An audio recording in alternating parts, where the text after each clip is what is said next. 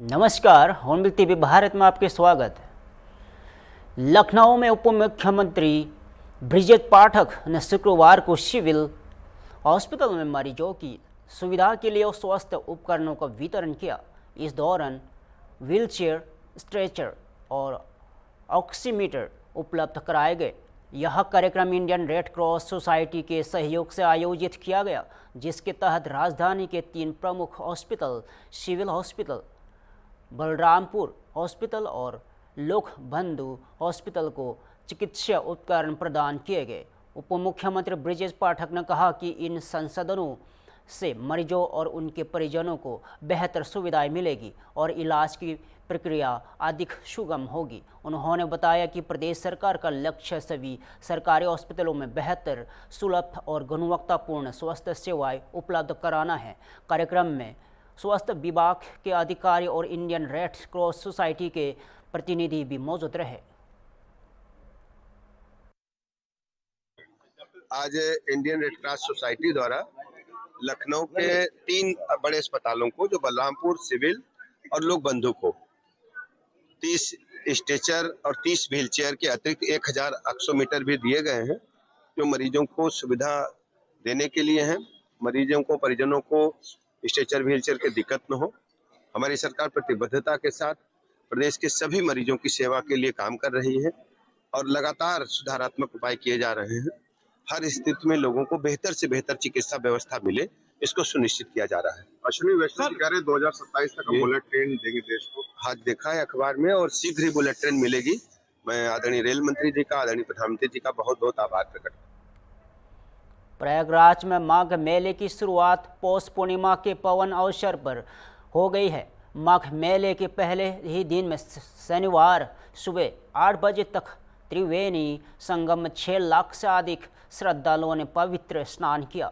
श्रद्धालुओं की भारी भीड़ को देखते हुए प्रयागराज प्रशासन ने कड़ी सुरक्षा व्यवस्था की है। सुरक्षा और कानून व्यवस्था बनाए रखने के लिए उत्तर प्रदेश के एंटी टेररिज्म स्क्वाड यानी ATS की मोबाइल पेट्रोलिंग टीमें को पूरे मेला क्षेत्र में तैनात की गई है। ATS की टीमें संवेदनशील इलाकों में लगातार गश्त कर रही है और भीड़ का संदिग्ध गतिविधियों पर पैनी नज़र रखी जा रही है, ताकि देश भर में आए श्रद्धालुओं को सुरक्षित माहौल मिल सके। गौरतलब है कि प्रयागराज का मेघ मेला गंगा, यमुना और पौराणिक सरस्वती संगम पर आयोजित होता है और यहाँ देश की सबसे बड़ी धार्मिक तीर्थ यात्रा में से एक है। यहाँ 45 दिनों तक चलने वाला मेला पौष पूर्णिमा से शुरू होकर महाशिवरात्रि तक चलेगा। जो सिविल पुलिस के जवान हैं काफ़ी संख्या में तैनात हैं। उनके साथ ही जो PSC के जवान हैं वो तैनात किए गए हैं। इसके साथ हमारी अलग अलग यूनिट्स जो हैं, चाहे वो RAF हो, STF हो, ATS हो, NDRF हो, सभी लोग तैनात किए गए हैं और लगातार प्रशिक्षण उनको दिया गया है पिछले 1 माह से ज़्यादा समय से। और behavioural training as well as जो ड्रिल्स हैं, क्राउड मैनेजमेंट की, ट्रैफिक मैनेजमेंट की, इवैक्यूएशन की, एग्जिट प्लान की, सभी को के बारे में उनको ट्रेन किया गया है। वर्तमान में जो जल पुलिस में हमारी जो जल पुलिस है और साथ ही उनके बाढ़ राहत जो PSC कंपनीज़ हैं, जो वाटरवेज की सुरक्षा के लिए, लोगों की सुरक्षा के लिए, और इसके साथ ही हमारी SDRF और NDRF की टीम्स डिप्लॉयड है। लगातार उनके जो डिप्लॉयमेंट है, उनके जो मूवमेंट्स हैं, जो ड्रिल्स हैं, उसको मॉनिटर किया जा रहा है। हमारे जो AI इनेबल्ड कैमराज़ हैं और साथ ही जो हमारे ड्रोन्स हैं, उसके माध्यम से लगातार निगरानी रखी जा रही है। जो आने जाने वाले रास्ते हैं, चाहे वो मेले के अंदर के हों, मेले के बाहर के हों, सभी जगह हमारे मोर देन 1150 कैमरास के माध्यम से वहाँ पर सतर्कता रखी जा रही है। हमारा सिटी कंट्रोल के लिए, ट्रैफिक मैनेजमेंट के लिए वहाँ पे ट्रैफिक कंट्रोल सिस्टम एस्टेब्लिश किया गया है, जो 24 घंटे रन कर रहा है। शिफ्ट वाइज वहाँ ड्यूटियाँ लगी हुई हैं, सीनियर ऑफिसर लगातार वहाँ तैनात किए गए हैं और सुनिश्चित किया जा रहा है कि वाहनों का, व्यक्तियों का आवागमन बहुत सुगमता से। तेलंगाना विधानसभा ने महात्मा गांधी राष्ट्रीय ग्रामीण रोजगार गारंटी योजना यानी मनरेगा को लेकर एक अहम प्रस्ताव पारित किया है। इस प्रस्ताव में केंद्र सरकार द्वारा नए रूप में पेश किए गए विकसित भारत गारंटी फॉर रोजगार और आजीविका मिशन ग्रामीण एक्ट VDG राम जी और 2025 के तहत प्रस्तावित बदलावों पर गहरी चिंता जताई गई है। विधानसभा में कहा गया है कि मनरेगा जैसी योजनाएं ग्रामीण गरीबों और मजदूरों के लिए रोजगार और आजीविका का मजबूत आधार रही है और इसमें किसी भी तरह का बदलाव राज्यों और ग्रामीण जनता के हितों को प्रभावित कर सकता है। प्रस्ताव के माध्यम से तेलंगाना सरकार ने मांग की है कि मनरेगा की मूल भावना अधिकार आधारित रोजगार व्यवस्था और राज्यों की भूमिका को बनाए रखे जाए। महात्मा गांधी जातीय గ్రామీణ ఉపాధి హామీ పథకం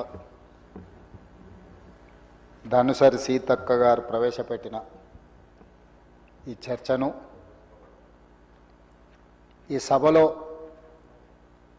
కేంద్ర ప్రభుత్వం తీసుకొస్తున్న చట్టాన్ని తిరస్కరిస్తూ ఏకగ్రీవ తీర్మానాన్ని ప్రవేశపెట్టాలని విజయ రమణారావు గారు, మందుల సామెల్ గారు, పద్మ బొజ్జు గారు, ఏలేటి మహేశ్వర్ రెడ్డి గారు, జూపల్లి కృష్ణారావు గారు, ఎన్ఎం శ్రీనివాస్ రెడ్డి గారు, పెద్దలు బట్టి విక్రమార్క గారు, మీర్ జుల్ఫికర్ అలీ గారు, కూనంనేని సాంబశివరావు గారు సభ్యులందరూ ఈ అంశంలో చర్చలో పాల్గొని కేంద్ర ప్రభుత్వం తీసుకొస్తున్న చట్టంలో ఉన్న సాధక బాధల్ని మీ ముందు ప్రస్తావించడం జరిగింది అధ్యక్ష.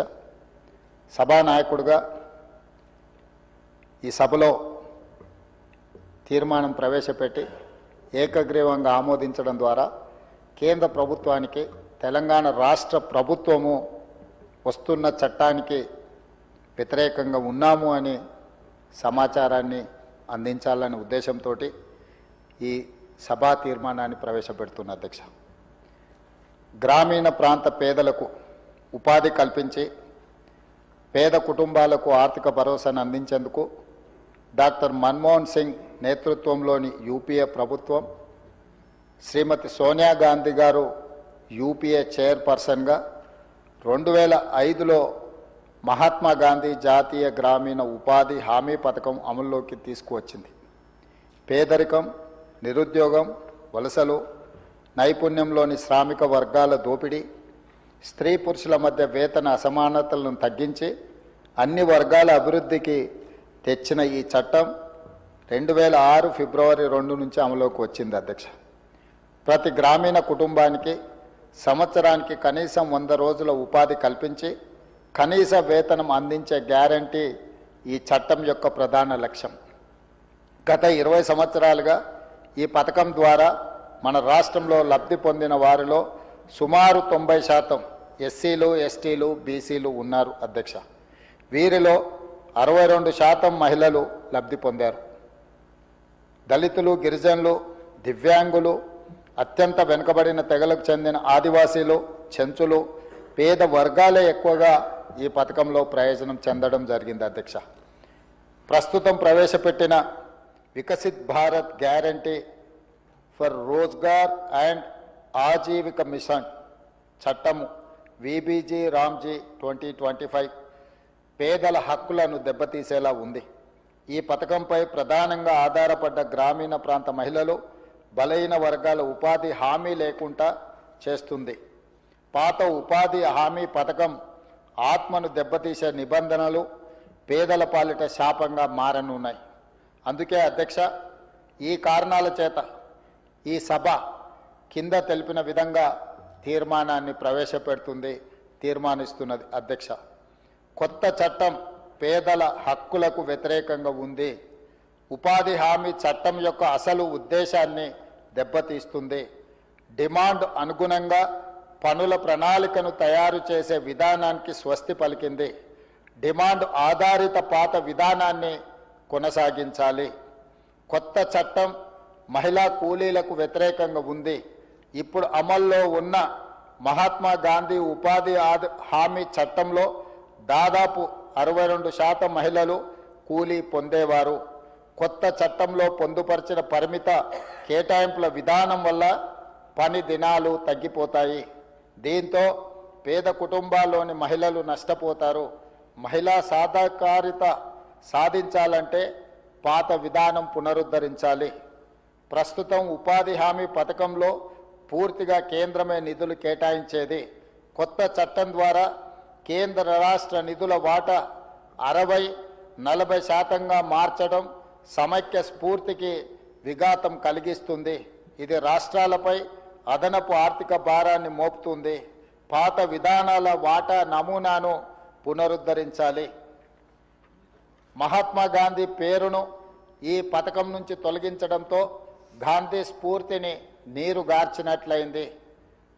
కాబట్టి మహాత్మా గాంధీ గారి పేరును పునరుద్ధరించాల్సిందిగా ఈ సభ తీర్మానం చేస్తుంది. వ్యవసాయ సీజన్లో 60 రోజుల విరామం తప్పనిసరిగా విధించడంతో భూమి లేని నిరుపేద కూలీలకు అన్యాయం జరుగుతుంది.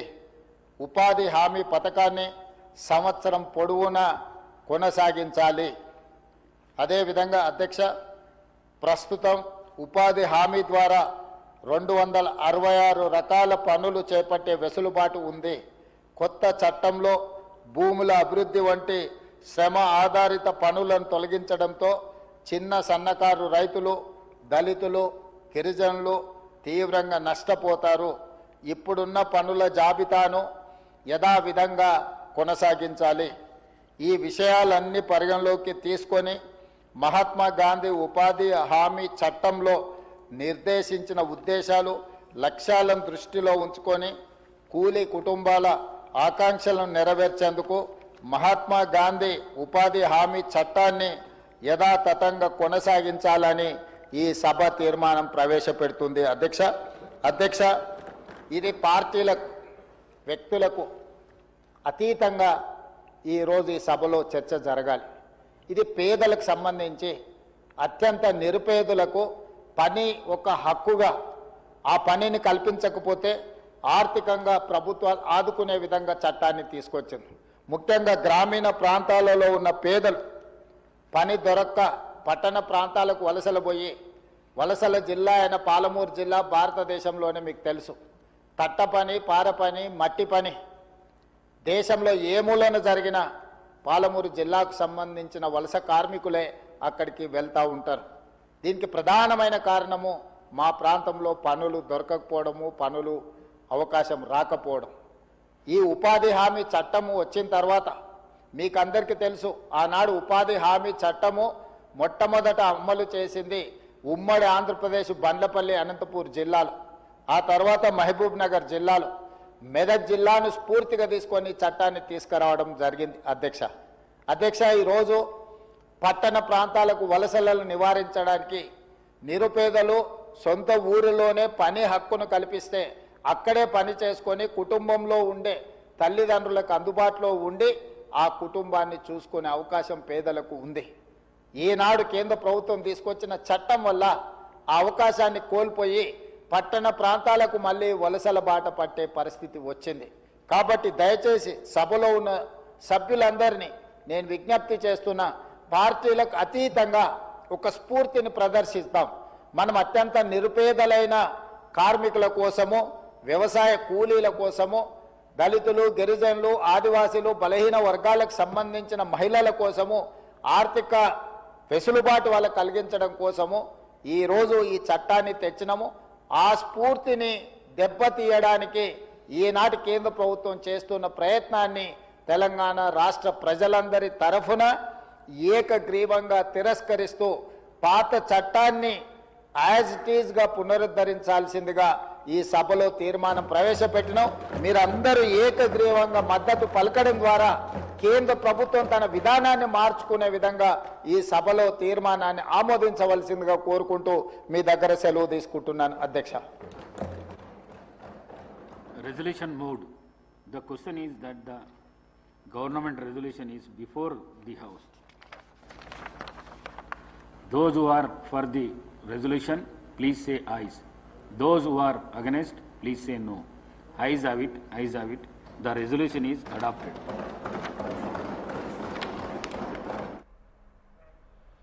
पूर्व बीजेपी सांसद और पार्टी के वरिष्ठ नेता तरुण विजय ने शुक्रवार को 24 वर्षीय MBA छात्र एंजल चकमा के परिवार से मुलाकात की। उत्तराखंड में कथित हमले के बाद एंजल चकमा की मौत हो गई थी। तरुण विजय ने पीड़ित परिवार को भरोसा दिलाया कि इस दुख की घड़ी में पूरा राज्य उनके साथ खड़ा है और न्याय दिलाने के लिए हर संभव कदम उठाए जाएंगे। तरुण विजय एंजल चकमा के पैट्रिक गांव पहुंचे, जहां उन्होंने उनके माता पिता से मुलाकात की। उन्होंने कहा कि परिवार का दुख शब्दों में बयान नहीं किया जा सकता।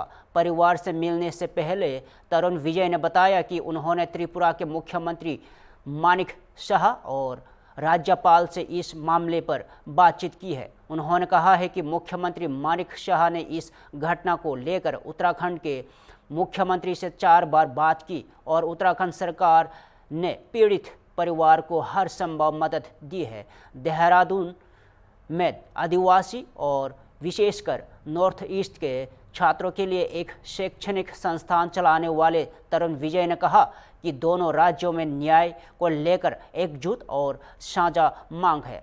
पूर्व संसद ने आरोपियों पर हत्या का मामला दर्ज करने और उन्हें कठोरतम सजा देने की मांग की। साथ ही उन्होंने बताया कि एंजल चकमा के पिता ने अपने छोटे बेटे माइकल चकमा के लिए सहानुभूति के आधार पर सरकारी नौकरी की मांग की है, जिस पर गंभीरता से विचार करने की अपील की गई है। हालांकि तरुण विजय ने यह कहते हुए जांच प्रक्रिया पर टिप्पणी करने से इनकार कर दिया कि चल रही जांच पर बयान देना उनका अधिकार क्षेत्र नहीं है। मैं कोई जांच अधिकारी एक्चुअली क्या है, उत्तर प्रदेश के जो पुलिस है उनके खिलाफ बहुत सारे कंप्लेंट है। घटना के तुरंत बाद अटैक किया गया है, वो नहीं लिया। और अब जो कर रहे हैं पुलिस, वो उसमें जाति विद्वेष का एक अभियोग है, जहाँ पे ये जो लड़का है वो ट्राइबल, इसी के लिए उसको टीज किया गया, उसे मारा गया। अब ये भी कंप्लेंट नहीं रहे उत्तर प्रदेश पुलिस, तो आप कह रहे हैं उत्तराखंड उत्तराखंड एक है, कैसे? उसका कारण है भाई साहब, I have come here to share the grief. I am unable to answer anything that is of investigative और गवर्नमेंट नेचर। वो गवर्नमेंट का जो आदमी होगा वो बता सके।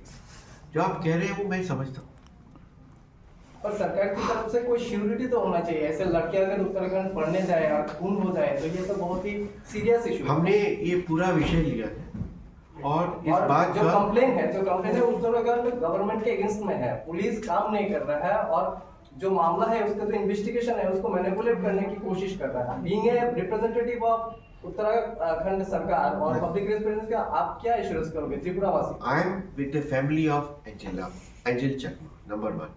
I have the copy of the complaint also. उसमें गवर्नमेंट के विरोध में नहीं है।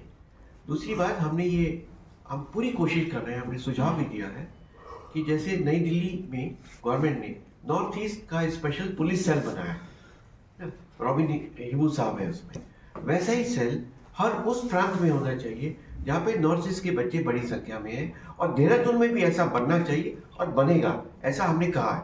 तो स्पेशल सेल होना चाहिए ताकि कम्युनिकेशन रहे और उनके साथ संबंध। थैंक यू, धन्यवाद सबाई।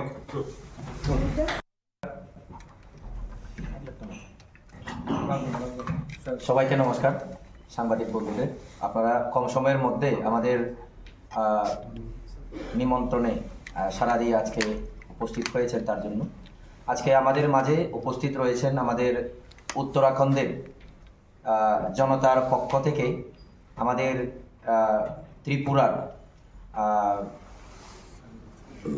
মর্মান্তিক ঘটনায় নিহত এঞ্জেল চাকমার পরিবারের সাথে তাদের সাথে দুঃখের বাঁক নেওয়ার জন্য উনি এসেছেন সুদূর উত্তরাখণ্ড থেকে। আমি ওনার পরিচয় আপনাদেরকে দিতে চাই। ওনার একটা স্কুল দেহরাদুনে সমাজসেবার উদ্দেশ্যে নিয়ে উনি পরিচালনা করছেন, যেখানে উত্তর পূর্বাঞ্চল এবং সারা ভারতবর্ষের যারা ট্রাইবাল স্টুডেন্টস তাদেরকে বিনামূল্যে পড়াশোনা করানোর দেবতুল্য কাজ উনি করে চালিয়ে যাচ্ছেন, যেখানে বিনামূল্যে বাচ্চারা পড়াশোনা করার সুযোগ পাচ্ছে। সেই স্কুলের নাম দোন সংস্কৃতি স্কুল, দেহরাদুনে অবস্থিত। এবং তার পাশাপাশি উনি সারা জীবন সমাজসেবায় নিজেকে নিয়োজিত রেখেছেন এবং সেই সূত্র ধরে আজকে আমাদের রাজ্যে এসেছেন উনি। আমি অনুরোধ করব ওনাকে আপনাদের সকলের সামনে ওনার মূল্যবান বক্তব্য রাখার জন্য। बहुत दुखद प्रसंग में आया हूँ और भारी हृदय से आया हूँ। देहरादून से यहाँ आकर केवल जो त्रिपुरा यहाँ की जनजातीय समाज और एंजल चकमा के जो असामयिक अकाल मृत्यु हुई, हत्या हुई, उसके परिवार से उसका दुख बांटने के लिए यहाँ I have come here to share the grief of Angel Chakma family. मैं श्री नरेंद्र मोदी जी की जो ट्राइबल पॉलिसी और विज़न है उसमें हमारे जनजातीय समाज की विकास और उनके दुख दर्द को साझा करना, ये हमारी टॉप प्रायोरिटी, प्रथम प्राथमिकता है। आज जब मैं उनके गांव में गया माछीमार में, उससे पहले मैं माननीय राज्यपाल और मुख्यमंत्री जी से मिला था और उनसे पूरे उत्तराखंड की संवेदना, मुख्यमंत्री जी की संवेदना, उत्तराखंड के जन जन की संवेदना उनके साथ हमने साझा की और ये संप्रेषित किया कि पूरा उत्तराखंड उतना ही दुखी है एंजल चकमा के मृत्यु से जितना त्रिपुरा दुखी है। उत्तराखंड और उत्तर पूर्वांचल एक है और हम आपके दुख में शामिल हैं, यह बताने आया। आज जब मैं एंजल चकमा के पिता से मिला तो उनसे मिलकर हम समझ नहीं सके कि क्या बात करें। एक पिता का दुख जिसने अपने बेटे को आगे पढ़ने के लिए भेजा, अच्छा होनहार बनकर एक नया भविष्य बनाने और पूरे परिवार को आगे ले जाने के लिए भेजा। वह परिवार जब अपने पिता की अपने पुत्र की मृत देह वापस लेता है तो उसको समझ पाना बहुत संभव नहीं होता है। मैं उनके पूरे परिवार से मिला, माइकल से मिला, उनके दादा माणिक्य चकमा से मिला। उनका एक ही कहना है, हमको कुछ नहीं चाहिए आपका, केवल हमको न्याय चाहिए। We want justice for angel Chakma और उसको हमने पूरी तरह से सपोर्ट किया है। हमने उनको कहा कि Tripura and Uttarakhand are one in demanding justice for angel Chakma. We will make sure that Angel Chakma gets justice. न्याय मिलना चाहिए और जो अपराधी है उनको फांसी की सजा मिले, इसका पूरा कार्रवाई होनी चाहिए। उन सब पर हत्या का आरोप लगा है। उनके पिता ने यह भी कहा है कि वे चाहते हैं, माननीय मुख्यमंत्री जी को उन्होंने धन्यवाद दिया, पुष्कर सिंह धामी जी को, उन्होंने भी उनकी सहायता की है और त्रिपुरा सरकार ने असाधारण रूप से मुख्यमंत्री माणिक साहा जी ने मुख्यमंत्री पुष्कर धामी जी से 4 बार बातचीत की है और यही बताता है कि त्रिपुरा सरकार इस मामले में कितना सीरियस, कितना सिंसियर है और इस मामले को पुश कर रहे हैं कि किसी भी कमी को नहीं रहने दिया जाए। जो वो अपराधी है वो भारत माता के अपराधी है। और उनके पिता तरुण प्रसाद चकमा जी ने कहा कि जिस प्रकार से जांच होनी चाहिए उसमें कुछ और नई बात है, तो माननीय मुख्यमंत्री जी से उन्होंने प्रार्थना की है। फिलहाल के लिए इतना ही। ताज़ा खबरों देखते रहे होम टीवी भारत।